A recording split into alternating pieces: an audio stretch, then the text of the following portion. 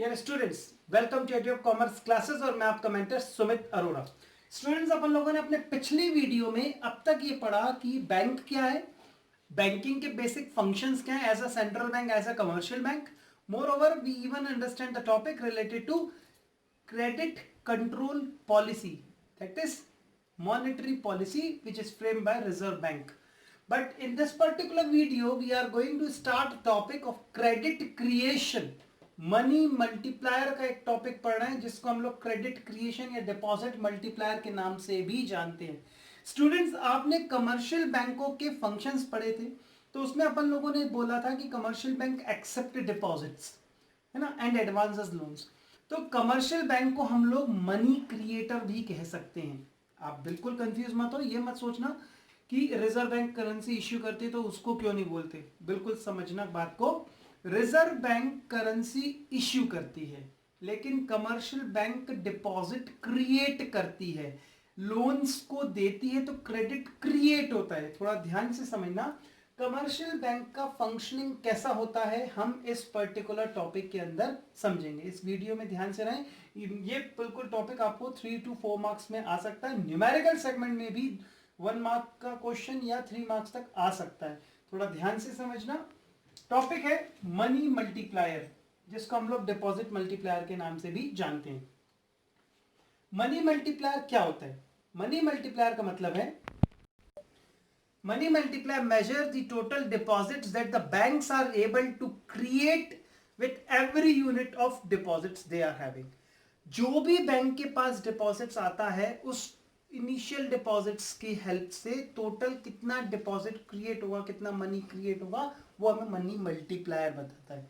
इसको निकालने का एक सिंपल सा फॉर्मूला है जिसको अपन कहते हैं 1/LRR। LRR आपको पता है, legal reserve ratio. Question number 1 numerical question, 1 mark में आने लायक क्वेश्चन है। अगर आया तो ऑब्जेक्टिव बेस बन सकता है, फिल अप द ब्लैंक्स बन सकता है। देखिए, calculate money multiplier if LRR is 20%। हो सकता है क्वेश्चन में आपको 20% दे दें या 0.2 लिख दें, बात एक ही है। जैसे अगर मैं आपको बोलूं 20%, दैट मींस 20/100, तो अल्टीमेटली आंसर इज 0.2। थोड़ा समझना, सॉल्यूशन है 1/LRR इज द फॉर्मूला, यानी कि 1/20/100 कर दूं या 0.2 लिख दूं, बात एक ही हो रही है। तो 1/0.2 आंसर आएगा 5 टाइम्स। यानी कि कमर्शियल बैंक जो भी डिपॉजिट उसके पास आ रहा है उसको वो कितनी टाइम सर्कुलेट करेगी? 5 टाइम्स सर्कुलेट करेगी। इसी क्वेश्चन को मैं थोड़ा आगे बढ़ा रहा हूं, ध्यान से समझना। कैलकुलेट, अब क्वेश्चन थोड़ा सा डिफरेंट है, ये क्वेश्चन 3 मार्क्स तक का वेटेज रख सकता है। Calculate total money creation. अब आपको टोटल मनी कितना क्रिएट हो रहा है, अब आपको वो बताना है। Calculate total money creation if LRR is 0.2। यहां पर बोला है LRR 0.2, सेम की सेम चीज है, या तो 0.2 होगा या 20% होगा, बात एक ही होती है। LRR इज 0.2, यानी कि फिर वही सॉल्यूशन देखें, 1/LRR 1/0.2, यानी कि 5 टाइम्स पैसा घूमा, 5 टाइम्स पैसा घूमा। प्लीज यस और नो बेटा, यस। अब टोटल मनी क्रिएट कितना हो रहा है? टोटल मनी क्रिएशन कैसे हो रहा है? Total money creation is equals to initial deposit. Initial deposit मतलब जो आपने इनिशियली डिपॉजिट किया। अच्छा हाँ, यहां पर मैंने क्वेश्चन में बोला हुआ है एंड इनिशियल डिपॉजिट इज 10,000, ये देखो बोला हुआ है। तो इनिशियल डिपॉजिट 10,000 है, उसको बैंक कितनी बार घुमा सकती है? 5 टाइम्स घुमा सकती है। आपने अभी कैलकुलेट करा तो 10,000 इंटू 5, आंसर आ गया 50,000। यानी कि हम ये कह सकते हैं with the help of that initial deposit of 10,000 the commercial banks are able to create a total deposit of 50,000 rupees. तो ये आ गया 50,000 total deposit. Now moving to the next, अब हम बगल के टेबल पर आते हैं। ये एक पर्टिकुलर स्केड्यूल है कि ध्यान से देखना।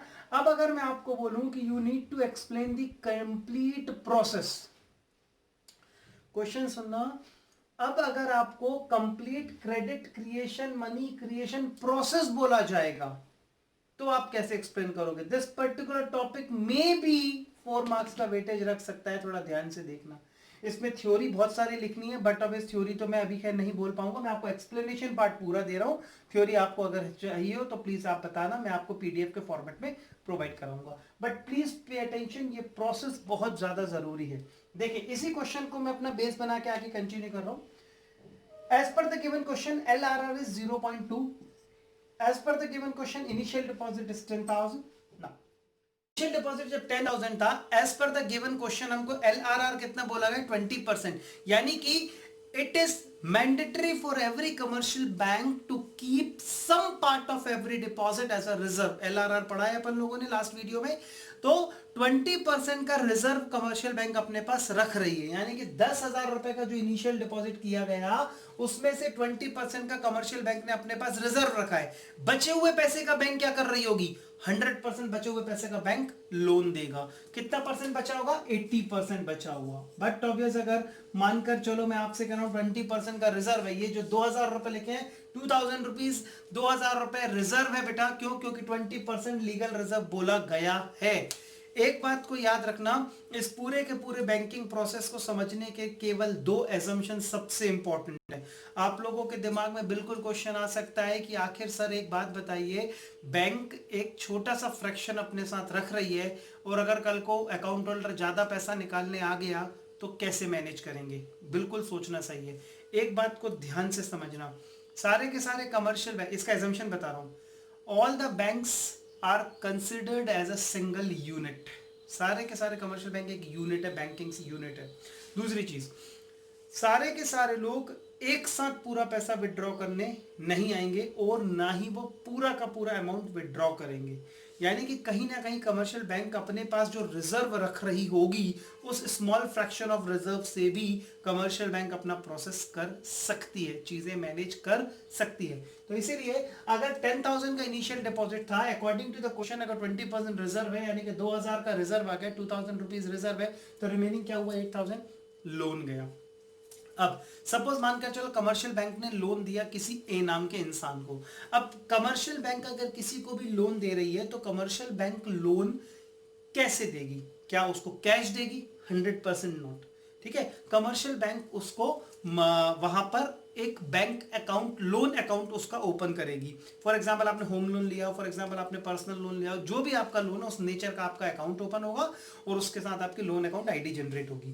तो अब जब कमर्शियल बैंक आपको लोन दे रही है तो कमर्शियल बैंक आपको लोन उस अकाउंट में ट्रांसफर कर रही है, यानी कि कमर्शियल बैंक ने वापस आपको लोन दिया, उस अकाउंट में रखे। अब जब सामने वाला बोरोवर चाहेगा उस पैसे को विड्रॉ कर सकता है। तो अब यानी कि यहां पर 8,000 रुपीज अगर कमर्शियल बैंक ने ए नाम के इंसान को लोन दिया होगा तो अब वो ए नाम का इंसान अल्टीमेटली सामने वाले ने लोन क्यों लिया होगा। कोई भी इंसान पैसा बोरो करता है, if any of the person is borrowing with the funds, why he is borrowing, he will borrow the funds because उसको शायद इन्वेस्ट करना होगा, उसको शायद कुछ असेट्स परचेज करनी होगी, कुछ भी चीज खरीदनी होगी या पुरानी डेट सेटल करनी होगी। मतलब पैसा अपने पास तो नहीं रखेगा ना, घूम फिर के पैसा मार्केट में सर्कुलेट करेगा। ऐसा तो है नहीं बहुत दिन हो गए पैसे नहीं देखे चलो लोन ले लेते हैं, ऐसा तो नहीं होगा ना। कोई भी इंसान अगर लोन लेगा तो उसको आगे यूज ही करेगा। तो अब ये जो 8,000 रुपीज उस ए नाम के इंसान ने लोन लिया होगा, उस बोरोवर ने इसको आगे कहीं ना कहीं खर्च किया होगा, तो घूम फिर के ये पैसा कहीं गया किसी फर्म के पास या कहीं चला गया, तो वो लोग क्या करेंगे, अल्टीमेटली अपने डिपॉजिट्स अपने अकाउंट बैंक में रखेंगे। यानी कि घूम फिर के ये 8,000 रुपीज एक फ्रेश डिपॉजिट के जैसा कमर्शियल बैंक में वापस आया। तो फर्स्ट राउंड में ये 8,000 रुपीज आया। अब 8,000 रुपीज जो आया, अगेन 20% रिजर्व आया, यानी कि 1,600 रिजर्व आया, अकॉर्डिंग टू द गाइडलाइन 20% ही है। तो इस 8,000 को 20% आ गया 1,600 रुपीज। अब रिमेनिंग कितना बचा, इसमें से माइनस करूंगा तो रिमेनिंग आ जाएगा 6,400। अब ये 6,400 क्या है, commercial bank are free to lend this money, अब कोई दूसरे बोरोवर को देंगे। सपोज दिस टाइम बोरोवर वंश नाम के लड़के ने पैसा बोरो किया, अगर वंश ने अपने लिए पैसा बोरो किया तो दिस टाइम बोरोवर वंश का एक अकाउंट ओपन हो गया होगा। अब वंश का जो अकाउंट ओपन हुआ होगा, अगेन वंश ने लेकर पैसा सपोज नक्श नाम के किसी को दिया होगा, एक नक्श नाम का बिजनेसमैन है उसको दे दिया होगा। नक्श का अपने पास एक अकाउंट होल्डर होगा, नक्श का बैंक में अकाउंट है, उसने लेकर वहां पे पैसा डिपॉजिट कर दिया। अब तो ये 6,400 रुपीज जो नक्श ने एज अ नक्श भी अब इसको कहीं ना कहीं बैंक में जमा करेगा, तो नया डिपॉजिट आया 6,400 का। अब ये जो न्यू डिपॉजिट आया 6,400 का, अगेन द कमर्शियल बैंक का bound to keep a reserve of 20%। This time again 6,400 का 20% होता है 1,280।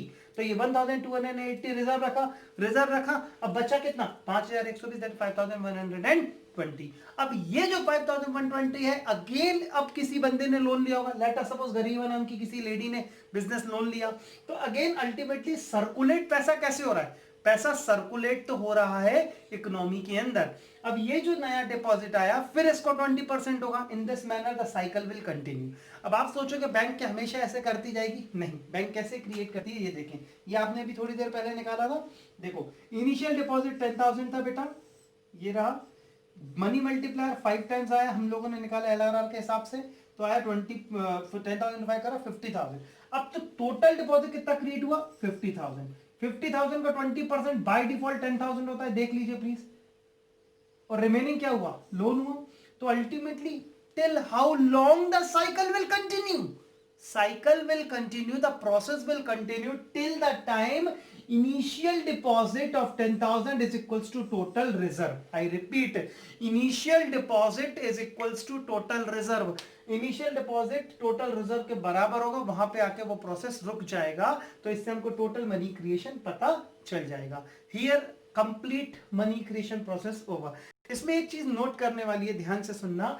हर बार अपना डिपॉजिट यहां पर देखो आप 80%, फिर देखो 80%, फिर देखो 80%, हर बार अपना डिपॉजिट 80% से बढ़ रहा है, प्लीज ध्यान देना।